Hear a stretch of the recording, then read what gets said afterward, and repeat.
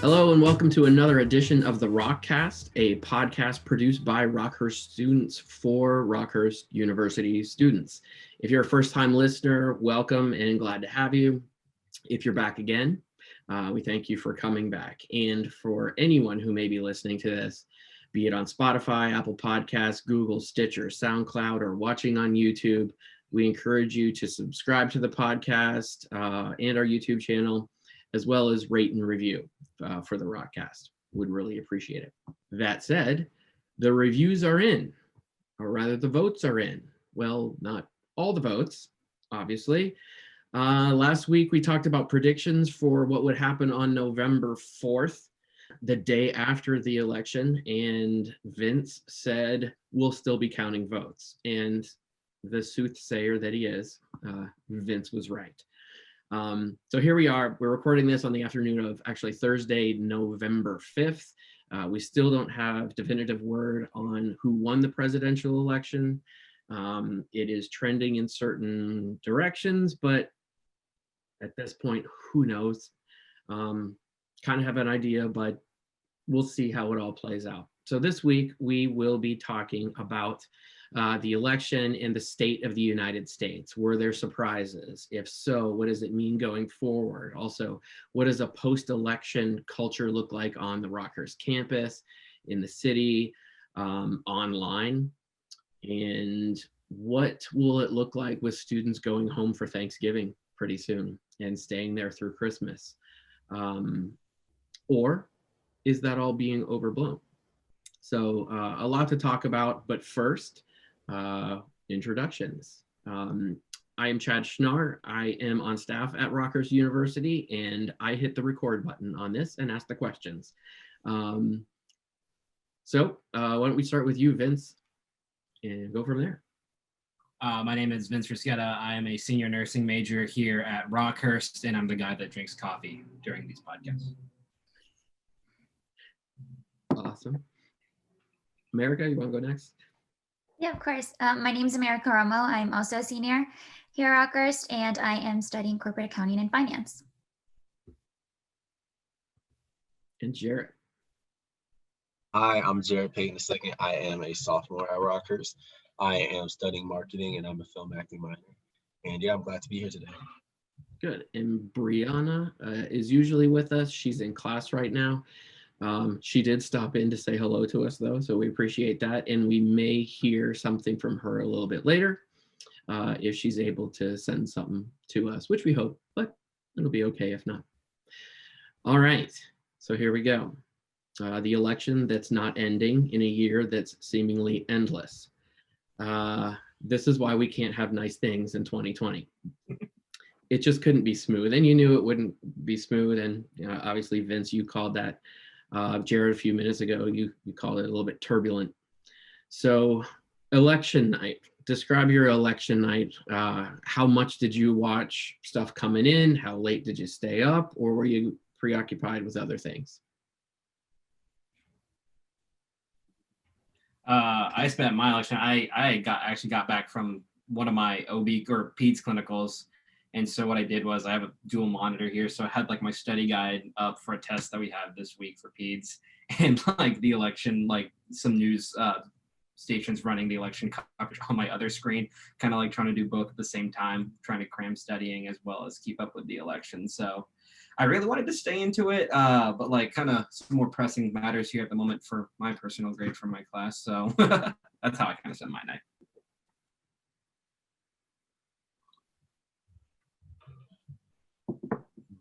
Think my night, I stayed up till about, I want to say 2 a.m. It was weird. I was trying to find ways, I guess, at first to look into it as much as I could, definitely. And then I want to say it got to around like maybe 10 or 11 o'clock. And I just saw the things that people were just posting, and I was like, oh my gosh. That was just, at that point, I wasn't even frustrated with the election itself at that point, because I knew the election would be enough. I was just frustrated with what I was seeing from other people. And I'm just like, are we serious? Like, is this what, especially with the election from what I saw, obviously, having this conversation with everyone on here, and, what Vince had stated last time with the election not being finite the day of, it was very clear to me that that was actually going to be the case. And that's okay, right? Like, if anything, it's all right. We should wait until they get all the votes, until everything is processed as it should be. But seeing the way people reacted to it at first definitely was just like, okay, I need to just take a break from this. And I remember maybe like 1:30 at night, I went back downstairs, updated myself once more, and then I tried to go to sleep. That's what I can say. But that pretty much sums up my election night and throughout the day as well. Yeah, so for me, I voted quite late. I voted around 6 p.m.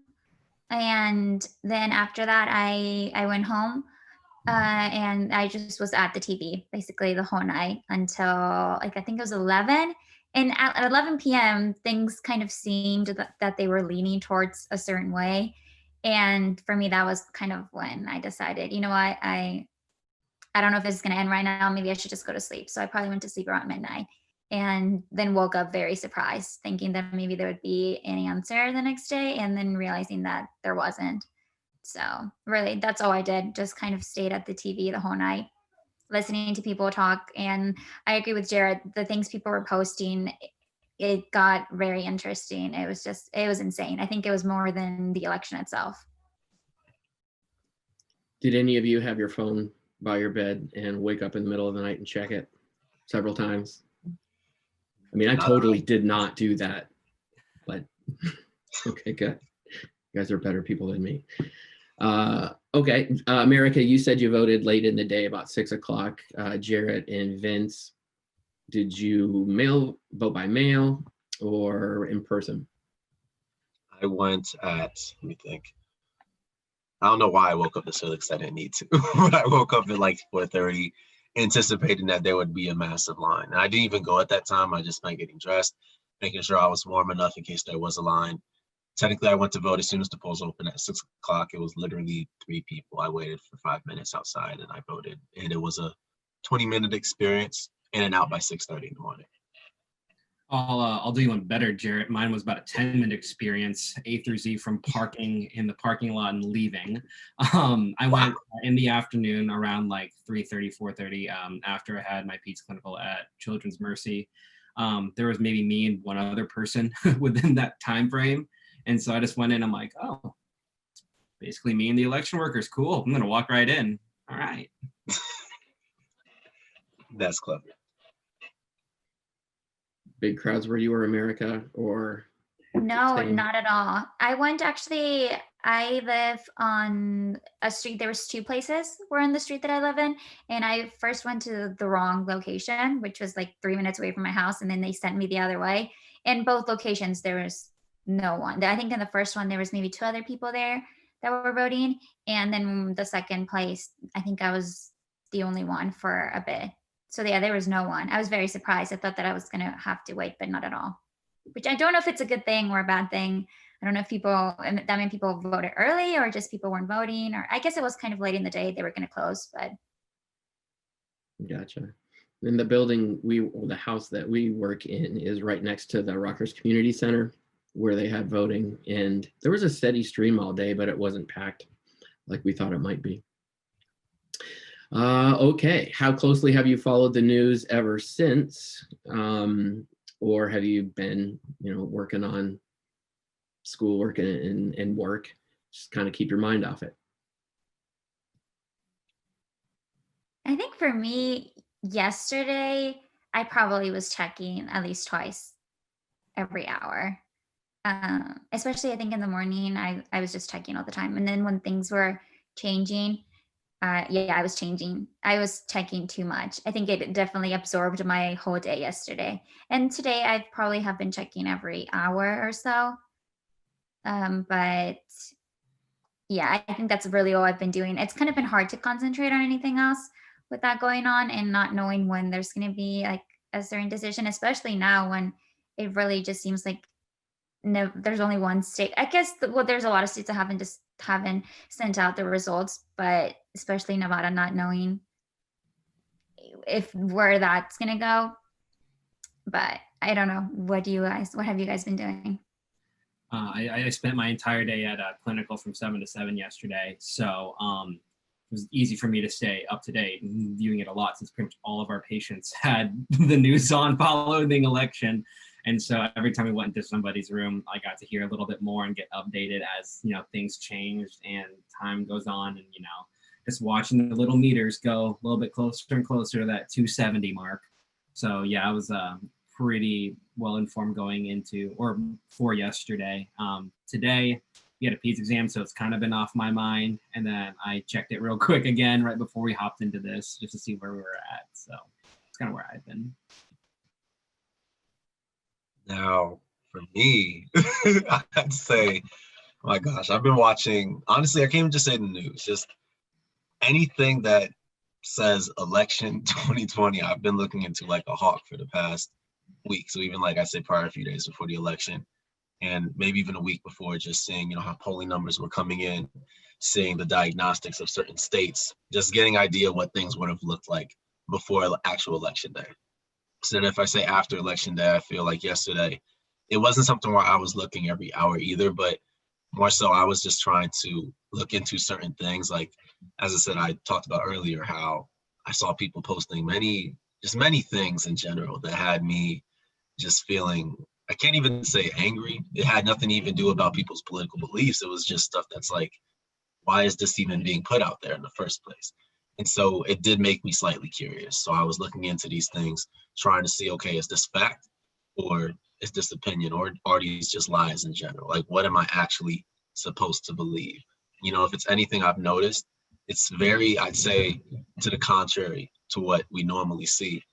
I think from, looking at, and I've done a variety of things, looking into, CNN, Fox News, and MSNBC, just because I want to go back and forth and see if I can trace bias, right? I really think that's important when it comes to a time like this, because really they can control a narrative. But truth be told, I'm not really seeing much difference as far as what the polling numbers are at each one. The difference is that I think we all might be seeing is the way that supporters and people that are voting are actually interpreting what's going on, and honestly kind of creating their own narratives to fit what they believe, which is kind of where I'm stuck, because I see what's actually going on, but then you see what people are taking. And I feel like it's gotten a large amount of my devotion recently. It's very hard to focus on anything academic, to be honest, because it's not even just because of the election. Take the election side out of it. When you have, honestly, all these different perspectives from people being thrown out, and it seems rather, honestly, kind of disrespectful, it's kind of hard for you to pay attention to what you might need to get done at the time being. Jerrit, I'm going to stick with you here. You did a lot of reading and whatnot, research going into the election. Not that everyone didn't, but I know your own podcast and stuff had some stuff on it.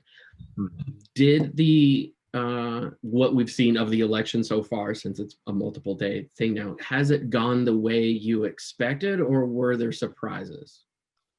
Sadly, it sucks that I even have to say it like that, but I'd say sadly, yes. And I don't even mean the election itself, the backlash that everybody from all sides is thrown in. I preached against it because I knew something like that was going to happen. I hoped it didn't. And I really wanted to put and promote the idea of unity out there, where you have somebody that could be voting for somebody else than what you do. You disagree, okay, talk to them. You don't have to stop being friends with them just because. Give them a chance to show their character before you make that decision.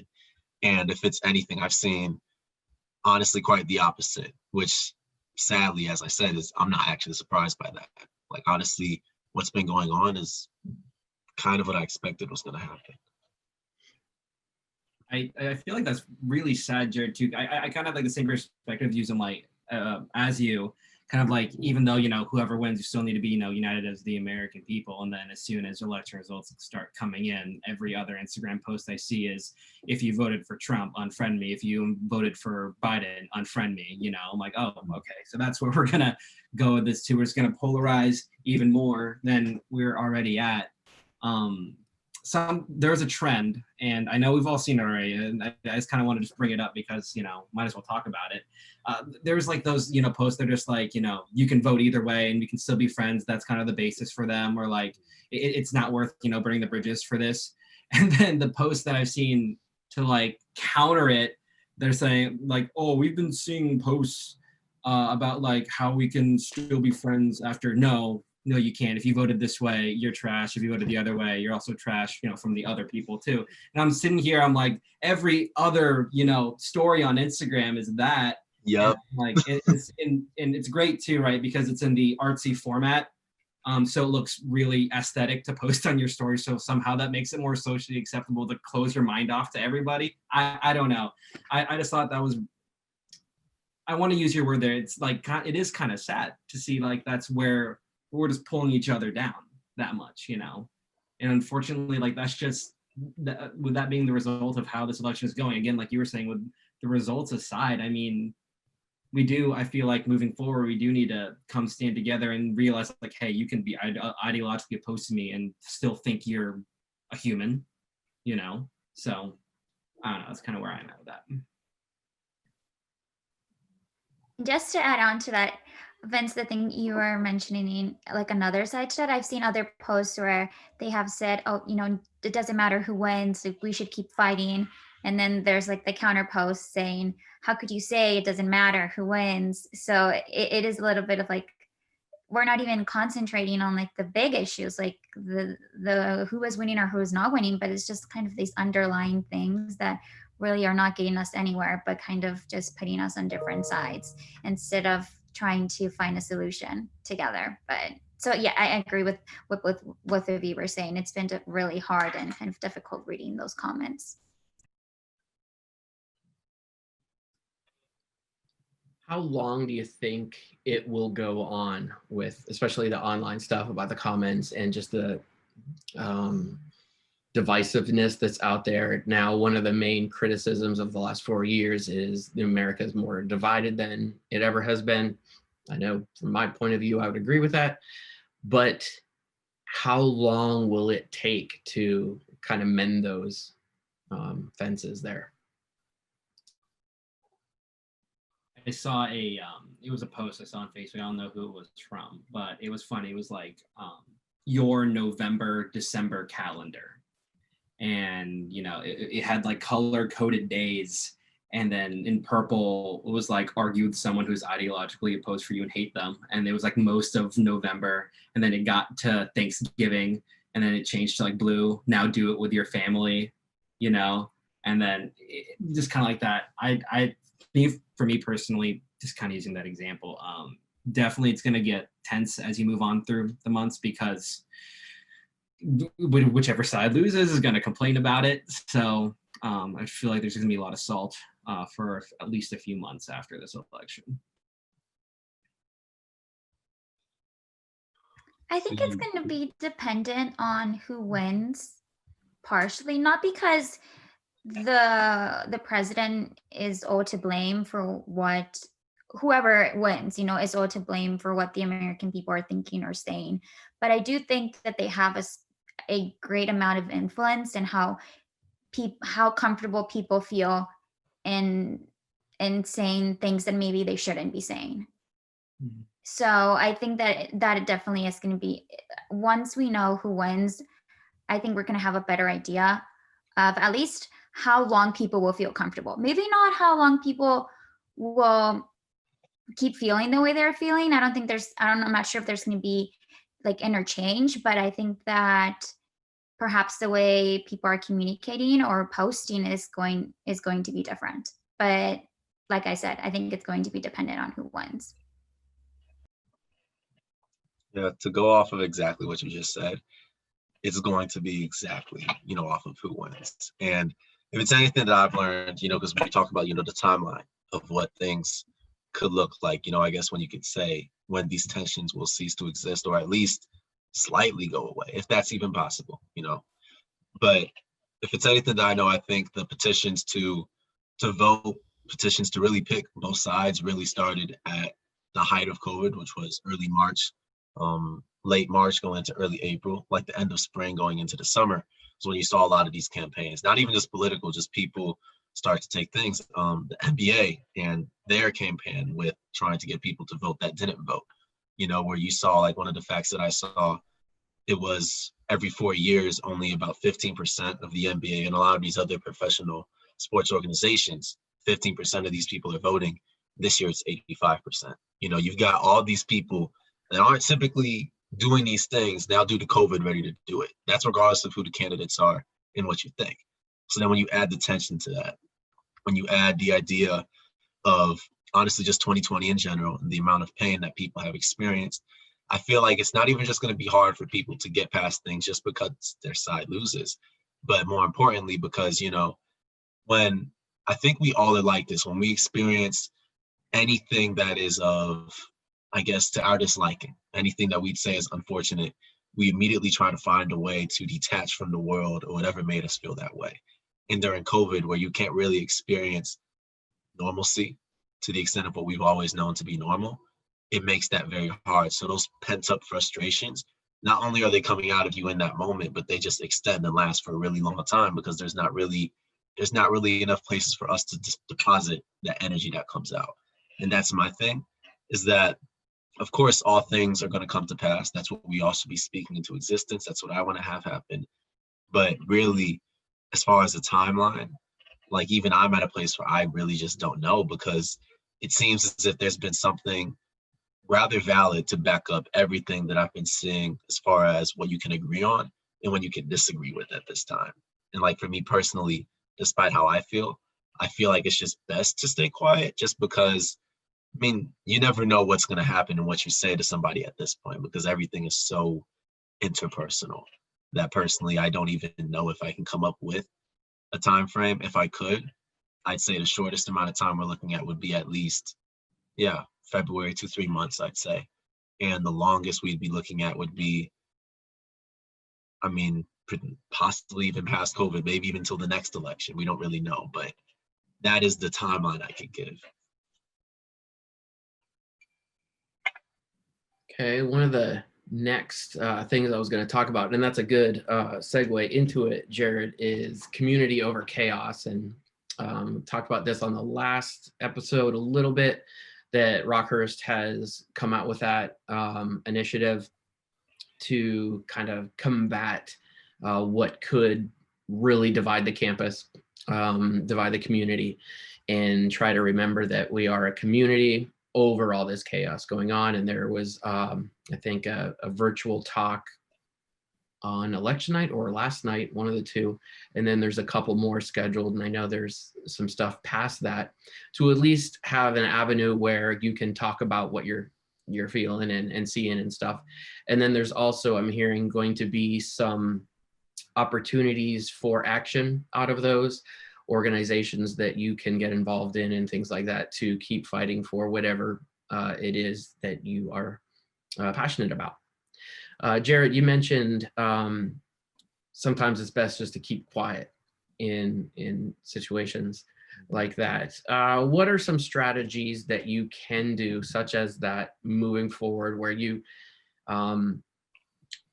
there's someone you really care about, if it's a family member, if it's a friend, they just completely disagree with you, you're seeing what they're posting online, what strategies can you use to kind of not sever that relationship completely? I'd say number one is, and that's where, you know, when you talk about relationships, that's the thing that has really disgusted me recently. It's because I feel as if I was vocal, you know, not even trying to attack anybody specifically, just revealing how I basically feel, as if that would just sever things automatically, because that's what I've seen. I don't know if you guys have seen that, but that's what I've been seeing. I've seen people literally get written off just for what they believe in, straight up, nothing even really going into it. But if that's a family member, just somebody you really care about in general, if you are uncomfortable with what you're saying, I'd say the first thing would be not to criticize them, but to say like, hey, like, I see what you've been posting. Like, okay, I get it. Obviously that comes from a place of frustration, but why do you feel the need? Don't put yourself in a position to immediately, you know, judge them for what they believe and how they feel. Ask them, show that you actually are concerned for what they may feel, you know, and let them know. I'd say number one, the most important thing you can tell somebody like that is that, you know, this is election 2020 and you were born in, you know, 2001, 98, 90, at some point in your life you were born, and 2020 was never even a thought. You know, there will be days that go past this, and whether they are good or bad is up to you. And not everything in your life after this is going to be concerned upon the election. And I really feel like it's good to tell those people that life is going to go on whether you like it or not. Therefore, you have to really introduce to them, not just that you care about them, that you're going to be there for them as long as they allow you to be there for them. Because it's one thing I've learned is that you cannot change how people think or feel. You can't invalidate their feelings, but you can listen and try and find common ground. And common ground is the number one priority if you're trying to save any relationship that could be potentially severed by any difference, specifically politics. Anything from you, Vince or America, on that? I think it's a hard question because there are a couple of things that I would consider first. Who is this person in my life? What type of relationship do I have with them? And then also, what are they posting? Because I do believe that should be taken in consideration, because I think that if what they're posting really is hurtful in a way, maybe towards myself or someone that I love, and perhaps they're maybe to the extreme where it's not even a political issue, because I think in today's society, there are a lot of issues that are being posed as political when they shouldn't be political. That is not a political difference. That is way deeper, and that hurts more. And no, I don't think that. Sometimes that doesn't mean that I don't like you or hate you, but maybe we can't find a middle ground. Maybe it's best to just go our separate ways, because maybe even bringing it up is going to cause a bigger strain, I think. And so that's kind of what I would consider first.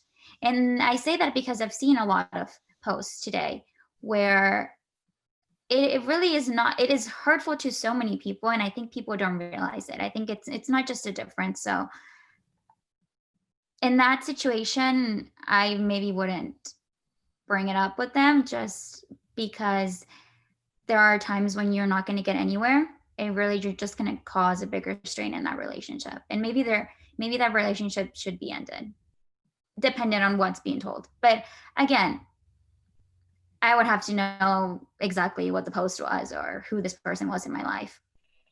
America, that's the thing though, right? That's the tough part about living in a continually more hyper polarized political climate.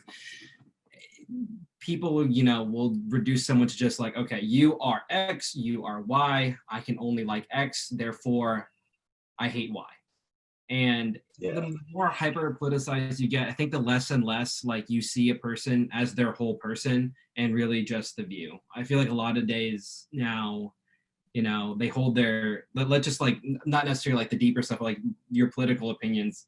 I like to equate it to like opinions should be like a basket, and your opinions get put in the basket. And as you learn more, as you develop as a person, you can take it out and put one in. Nowadays, I feel like so many more people are now like that basket is now their heart. So when you attack political opinion, it's like you're attacking their whole personhood, when you're just going for the opinion. But since if you make it your personhood, you get into the feelings and you think it's a lot deeper than it actually is. And so, I mean, something that I think that we need to keep in mind, when we see posts like that moving forward, especially in these really tense, next few weeks that we're predicting here, I like to look at Rockhurst indignation values of like cura personalis, care of the whole person, realizing that person that, may have posted something you disagree with is a lot more intelligent than just that one little snippet of post that you've seen. So you can't reduce them down to I am X, you are Y, therefore I hate Y. You got to be able to reach out and have those more intellectual conversations. I like kind of what Jerrit was talking about, reach out, like why, how do you feel about this certain topic? Why do you feel that way? And then that's a good place to start, coming from a place of understanding, rather than seeing somebody throw fire and you're like, oh, well, I'm gonna go make a fire twice as big. And then you both lose in that situation. So I feel like approaching it from a position of, hey, I can connect to you as a human being, as a person, and hear you for what you have to say, and not, equate you to just what your political beliefs are. Okay, excellent. Now, last episode, we talked about advice for ourselves or others as the election ends and we move on. And one of the things you guys mentioned was reflection and discernment.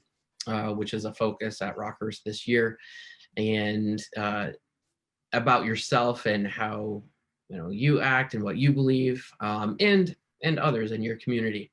So even though we don't have an outcome, there has been a lot learned about the U.S. In the last couple days that maybe we didn't know before, or maybe it was just made more apparent or less apparent.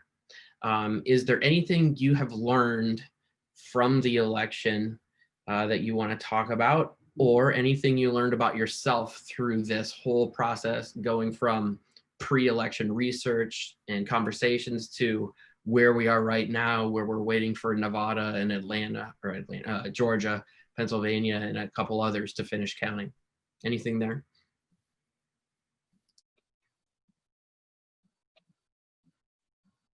Kind of like along with election procedures and like that sort of thing, or like stuff we learned about myself personally, about other people, like more yourself, other people, the nation as a whole.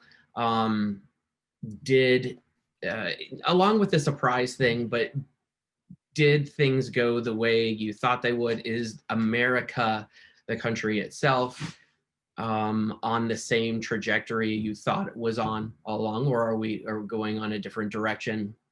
Anything like that. Or it could be political systems of I've learned that this needs to change, or that this is really helpful. Anything like that.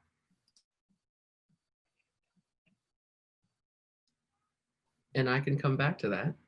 No problem at all. How about this? Yeah. Hold on, we're reflecting and discerning right now. Oh, nice. Yes. Well played, sir. Is there something you would like to see changed about the election process?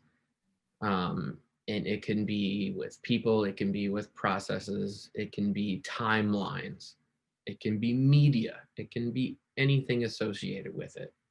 Anything you've learned that would spark an idea of change. Personally, for me, two things that I would like to see changed. It's kind of like a two-armed thing here. So one, I think vote integrity needs to be improved. And then two, I think we need to come up with a better way to make it more accessible for people to vote. Starting with the second one, even though I personally didn't have a struggle getting to the polls, when I was driving to clinical this morning, driving through Kansas City, I saw like 3 or 4 voter polls with lines going out the door already, and those people need to get to work. So I don't know if we need like a national holiday, pay time off to go leave work to go vote, workspaces, scheduling their weeks before to set it up to be like, okay, you have a project due the week of the election, but we don't want to be stressing out about it, so let's find a way to fit it in. Definitely think voter accessibility is something that we need to improve on. I mean, I know we had a crazy turnout this year, but in years past, I mean, we were pretty low 60s, 50s, around there. And so the winner of that, I mean, like you only get like 1/3 of the nation, once you count it all up, that actually choose the president, which I think is kind of ridiculous. So more people should be able to vote. And then two, so going back to my first point, I think the integrity of the vote needs to be increased as well. The number one topic right now is like, okay, which, votes are legit and which ones are not. And I think anybody could have seen that when we're going to have a sudden influx in mail-in votes and absentee votes coming in too. So how do we solve that question? Well, I'm a nursing major, not a poli-sci. I don't really know the answers to that, but I do know that those are questions that need to be addressed for future elections. I feel as if, because to go off of that and just the idea, when you talk about how we vote and the areas where maybe voting needs to be improved, I feel like the idea of like, especially with, mail-in ballots have definitely been quite the story the past few days, to say the least. Honestly, regardless of who wins, mail-in ballots are going to literally, honestly, pretty much dictate who gets elected or not, because the way that it went. And I feel like what needs to change with that, especially with the idea of us not having a timeline on COVID, is that perhaps if something like that were normalized, we would not have seen the large disparity that we had anyways. We saw certain political parties and certain people up certain say, okay, I want you guys to come do this in person. And the other ones, okay, we'll do mail-in ballots for this. You know, when you take beliefs and you divide them, you're going to get these absolutely skewed results that we've had, where perhaps things are actually going maybe even the right way, but the results are so whack because of what's been, I guess, put into people's heads over time. You know, when you take something just as simple as, you know, sending a ballot over mail, because there are a lot of people that are not physically capable to do that. But if we make that not a political thing, we make that for people on both sides, say, okay, if you are not in good health or are at risk or more susceptible to not just COVID, anything in general, vote through the mail. Everybody else, if you can vote in person, I don't care about how long the wait is, go vote in person. Because then we're going to see that everybody's votes will, at least for the most part, be well represented. You know, I think a lot of people, and yes, it was quite discouraging to see the way people were acting on the night of the election. But I don't think anything could be worse than noon of what was yesterday. And, you know, you've got a complete flip-flop in terms of where things are at. And I'm just seeing all these super frustrated people going at their own friends, you know, and just stuff that we just wouldn't really wish to see. And I feel like if certain things, as far as the way that we vote, are normalized to a certain extent, it's going to never destroy it completely. I can never say that, but it will help to combat against that. We're going to see things look a lot more fair than what they have been, because that's the general question right now is, are things legit? Is this fair? Is the way that we do things right now fair, not just for me and you, whether you are, you know, a liberal or conservative, Democrat, Republican? Is this fair for everybody? That's the question that we have to ask ourselves moving forward when we make things easier or take certain restrictions away when it comes to voting.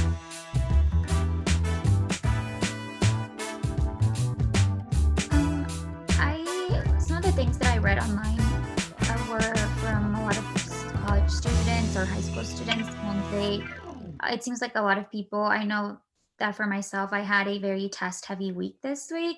So it was a bit hard to concentrate with everything going on. I know in one of my classes yesterday, we had workshop where we discussed our peers' work. It's an English class, and everyone just seemed very drained.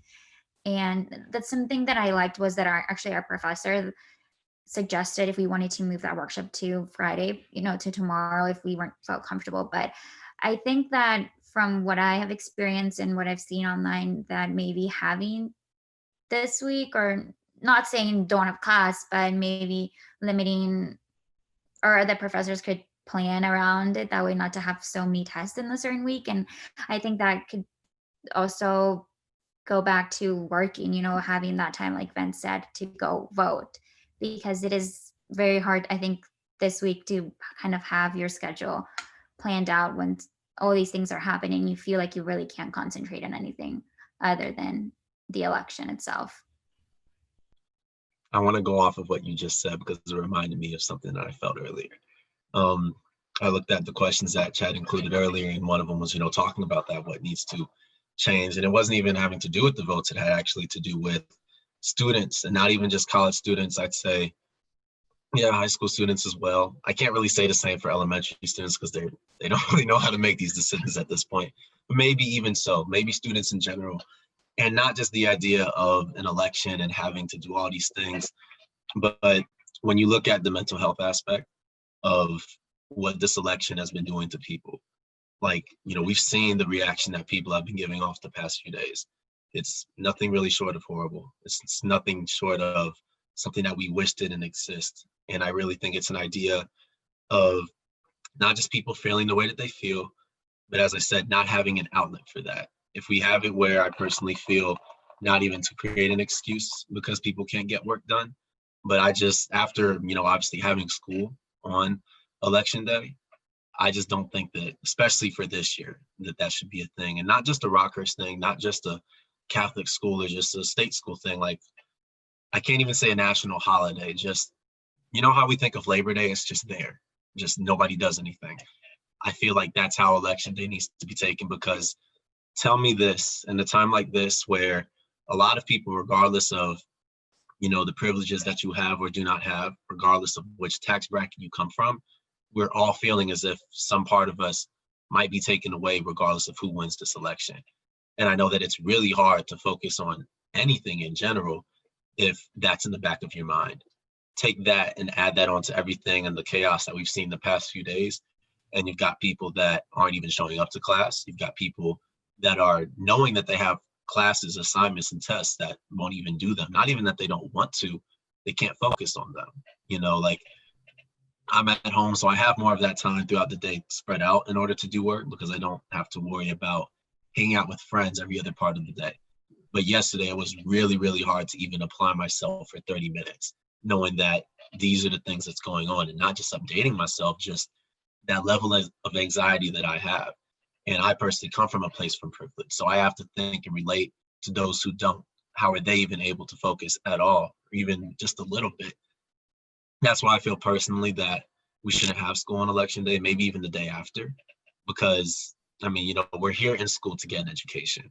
And it's kind of hard to even expect people to do their best in an education, you know, environment, an educational environment where they can't focus, especially due to all of these crazy things that are going on. It seems to be a lot better for people if that day is just reserved for us to deal with these things that we have in front of us.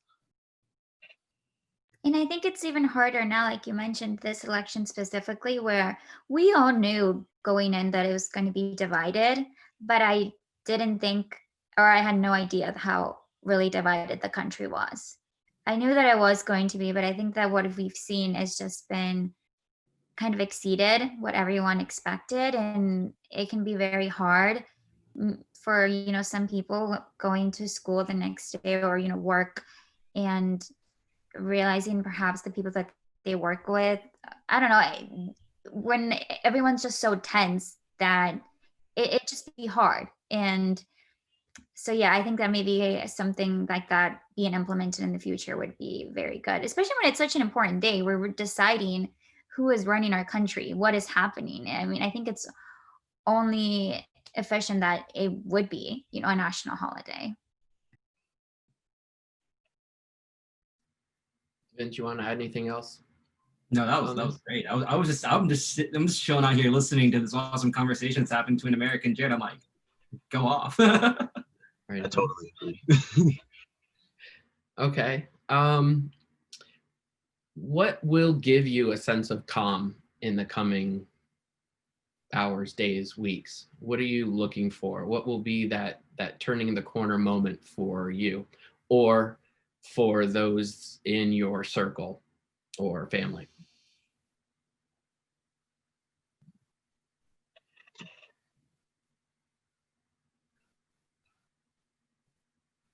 All right, let me rephrase it. What would you like to see happen in order to create a calm in which we can start the healing process? And this is hypothetical. This could be waving a magic wand, and it could be that neither candidate or whatever human or organization would even think about doing this. But what would you like to see happen? I would like to see, and I can't even say this is what I would like to see. I'd say personally, in order for unrest to not commence, regardless of who wins, I feel like this is what needs to happen. I remember one of my best friends, she told me about this. It happened in like 2008. I want to say it was a debate, or maybe even the day right before the election, where, what do you call the person that moderates the debate again? Is it the moderator? Moderator. So it is the moderator. It's hilarious. But anywho, let me go off of that. The moderator said something very divisive in a way where she was directly trying to get John McCain to come at Barack Obama, like directly. And she made it very clear. And John McCain got really upset, and he addressed that. And he's just like, regardless of who wins, you know, I have to understand this is somebody that I really respect. Like something where we're in 2020, and that's like, what? Like he said that? That doesn't even make sense. What I want to see happen, and as I said, what needs to happen is on not even just both candidates, but both people that back them, you know, to say that regardless of what happens, it's not even a thing of saying I'm going to accept defeat. It's saying that I will respect the outcome when it's proven efficient. And that's the thing, because if those people do that, the, you know, presidential candidates, then their parties, the people that support them, the ones that voted, even if they did not vote for them, we're not going to see a lot of civil unrest, if any, because those are the people we look up to. And if we see certain sides of things, address things in a way that may aggravate the people that are supporting them, then we're only going to increase a chance for something worse to happen. It's personally, at this point, I had to tell myself that I'm going to do what I think is best for myself, regardless of who wins. But the demeanor of the country itself is what's at stake. And the best way to actually go against that is to find not even understanding, not peace of mind. That's something we'll see later on in the future, but to make sure that we can at least be stable at this moment, which is going to take compromise on both sides. I think one of the things that we need, that I would like to happen, and what we need to happen to turn the corner is, especially looping back to that previous conversation you two were having and our conversations about what we've been seeing on social media. I think we need to start seeing, other people's ideologies as, not, hold on, let me rephrase that. I think what we need to do to turn the corner, and what I would like to happen, we need to turn the corner, is we need to start seeing, other people's ideologies as, not lesser than one another. It's really easy to post that seething Instagram story when you think that, oh, this person is illogical because they believe differently than me. So it's easy to throw that little hypothetical dart at them from behind your phone screen because you already have that sense of superiority over them. I think we need to realize, just because you disagree with someone politically, they're not any less than you. And we need to recognize that logically, like, you can logically come to a different conclusion than someone else can. There's millions and millions of different, human experiences and things that happen to someone in their life that lead them to the belief systems that they have. And we need to realize that you can logically come to that and still disagree with somebody on a certain issue.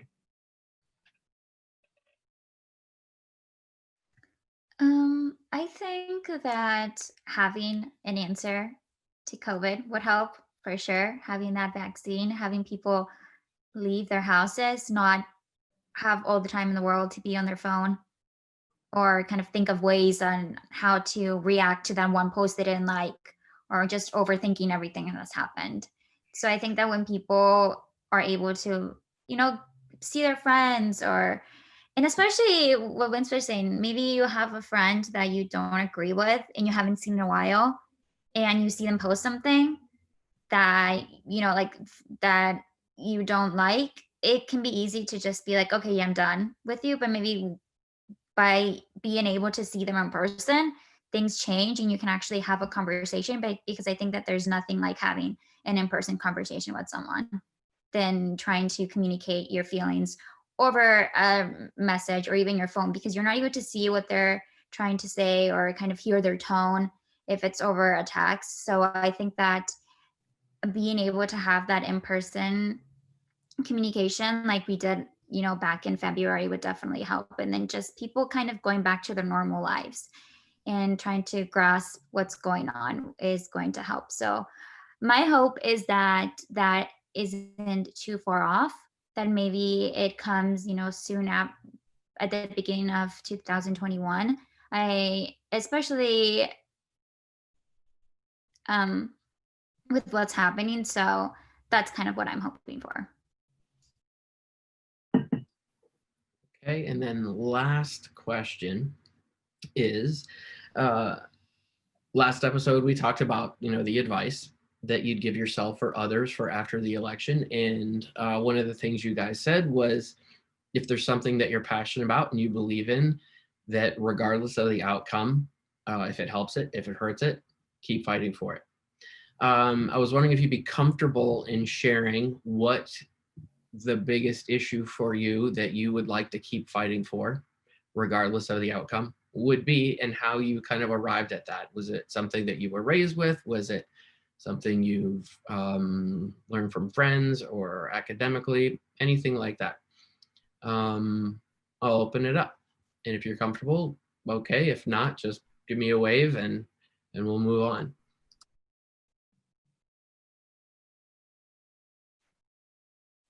I'll go ahead and start. I'm not really too afraid of sharing. I share this a lot on my social media. For me, probably my biggest, political issue that I advocate for a lot is the pro-life movement.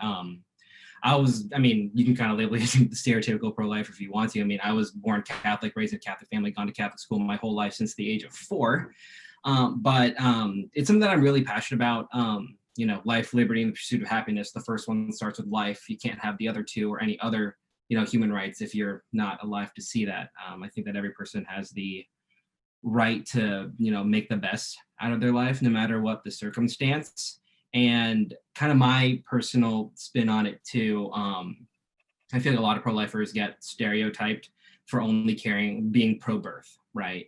And that's something that I like to challenge all the other people who are pro-life as well to, like, no, remember, we're womb from the tomb, right?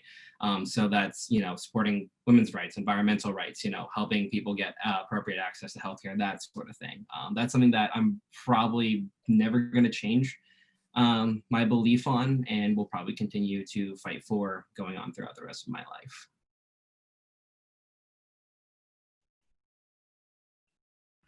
I think that for me, it would be immigration, just because, you know, both my parents immigrated from Mexico, and thankfully they were able to, you know, they're American citizens right now, but I know I have a lot of friends and family who have struggled with that process. And then maybe took 20 years. You know, I have a family member who took 20 years to be able to have a residency. So I've seen how flawed the system is, and I don't particularly think that that either party has done like a better job, or do I think that just one party is going to fix it? It's something much deeper. So, and you know, like I mentioned in the last podcast, you know, I'm considering going to law school, and I have considered being an immigration lawyer just because I've seen how flawed it is, and I've seen so many members suffer and not been able to see their families, and that's something that I would like to continue fighting for, or and you know, that's kind of what I would say for me. For me, and in general, I'd say I went from being somebody who was almost purely just an athlete going up into my junior year of high school, who had the ambition to be passionate about other things, but I just didn't really think they mattered that much. And then going into my junior year, that's where it took off. Since then, I've been honestly passionate about anything that I feel like people can have an opinion on is something that I've tried to look deeper into, you know, and personally, one of those reasons in general of how I can take and continue to build on my passions would be, you know, not just, you know, this podcast, but the podcast that I started myself doing back in my senior year of high school that I've brought back in different variations since then, continuing to find those people that are willing to not just, you know, come on my show with me and talk about certain things, but then connecting with them. Like, are there any other people, you know, like, are there other people that want to do something like this for themselves? You know, just continuing to make those connections with people is definitely a big one. So like, you know, for me personally, it's not even the ideas of what's happened in 2020. It's not just Breonna Taylor. It's not just George Floyd. It's not just immigration. It's not just, you know, the idea of pro-life versus being pro-choice. It's the idea that we're all human beings. And personally, for me, I want to do what's best to erase destitution. You know, I really want to do everything that's best to help make sure that we all feel as if we are being adequately provided for. You know, so if there's ever anything in not just this country, even throughout the world that I see that isn't being, you know, held up to the standards that it should be, I feel as if it's my position to help use a platform that I have, one that I didn't even gain being passionate, just one that I just grew to have because it's Instagram or because it's Snapchat, things we don't even think about when we're younger. But at this point, we all realize that, oh, wow, if I use my voice for good, there's so much change that I can implement. And personally, for me, it's very easy for me to be that way because I was blessed to have two parents that really drove that into me as a young child, saying it doesn't matter where you go, it doesn't matter how high your GPA is or isn't, you decide how much change you're willing to make, if you even want to make it at all. Then once you do, you go from there. So that's what I want to do. And then continuing to see those passions develop in other people and just finding other people who are maybe not even passionate about the same things I'm passionate about, but just those that have general aspirations for this country to make it better than what it was, you know, 400 years ago when it first started. All right, great, very impressive. All right, so that is the end of this is episode 3. And we'll have another one here in a couple weeks and see how schedules play out going after Thanksgiving, and if we can still get together in this capacity. Last time I mentioned that we'd have a poll up on the Rockhurst Instagram account for topics, but topic this time was pretty obvious, kind of dominating everything right now. And it might be 2 weeks from now too. I hope not, but it could be. So I'll definitely do that next time. I didn't get to it this time. So in conclusion, again, you can find this podcast on Apple Podcasts, Spotify, Stitcher, Google Podcasts, anywhere you get your podcasts. To watch the discussion, go to Rockhurst YouTube channel, which is youtube.com/RockhurstHawk. And be sure to rate, review, and of course, subscribe everywhere you can, because we really appreciate it. So for Vincent, America, and Jerrit, this is Chad Schnarr. Have a great one, everyone. Stay safe out there, and blessings to you.